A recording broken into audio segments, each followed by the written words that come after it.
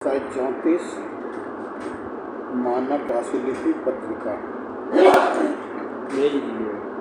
महोदय, सच तो यह है कि इस प्रणाली का जन्म ही जन जन को सत्ता में बराबर का भागीदार बनाने के लिए हुआ है।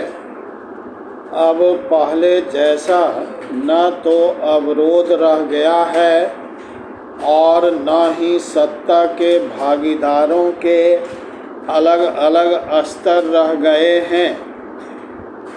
इसलिए यह स्वाभाविक है कि जन के साथ जन की भाषा भी राज तक पहुँचेगी। फिर भी शासन का काम लोगों से संपर्क करना है। यह संपर्क लोगों की भाषा में ही संभव है। इसके कारण राजभाषा और जनभाषा में निश्चित रूप से बहुत शीघ्रता के साथ अंतर संबंध स्थापित होंगे और वे एक दूसरे को प्रभावित भी करेंगे। ऐसी स्थिति में राजभाषा को लोगों की भाषा के निकट लाया जाना चाहिए।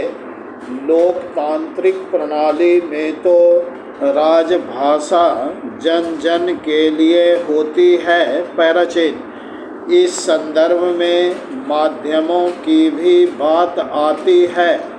आज हमारे सामने जन संचार के अनेक साधन मौजूद हैं। इन माध्यमों की सीमा भी राज्य या देश तक सीमित न रहकर पूरी दुनिया की होती जा रही है।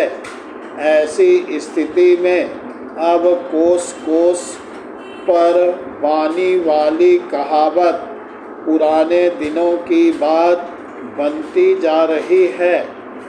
अब जहाँ भाषाओं की सीमाएं टूट रही है, वहीं उनके बीच तेजी से आदान प्रदान भी हो रहा है। मेरा मानना है कि इस आदान प्रदान में भी एक नई भाषा की संभावना के बीज पल रहे हैं। हो सकता है नई भाषा के बनने में काफ़ी वर्ष लग जाए और हो सकता है कि यह न भी बने, लेकिन इतना तो निश्चित है कि इसका दबाव पड़े बिना नहीं रहेगा। अब हमें देखना यह है कि हम कैसे इन प्रभावों को सकारात्मक रूप में स्वीकार कर पचा पाते हैं और व्याकरणिक स्वरूप को बचाते हुए इसके साथ अपना तालमेल बैठा पाते हैं। इसी से जुड़ी हुई बात है।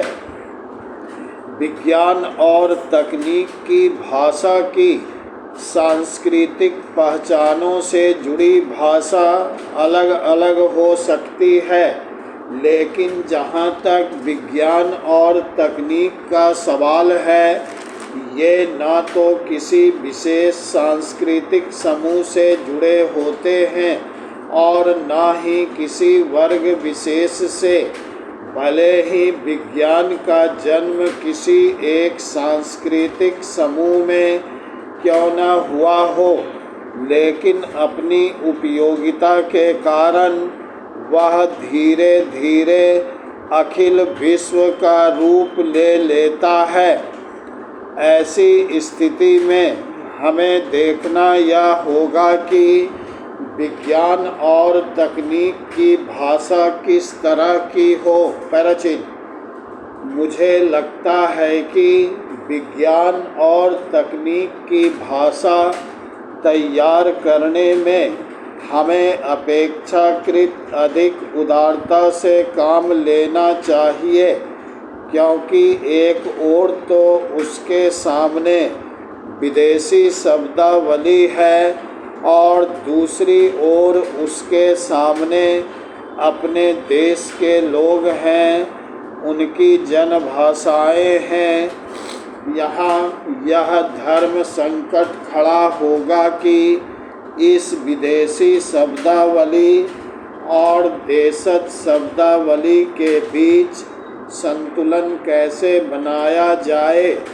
निश्चित रूप से यह काम सरल नहीं है, क्योंकि हमारी भाषाएं पूर्णतः समर्थ भाषाएं हैं। उनके पास विज्ञान की सशक्त विरासत भी है।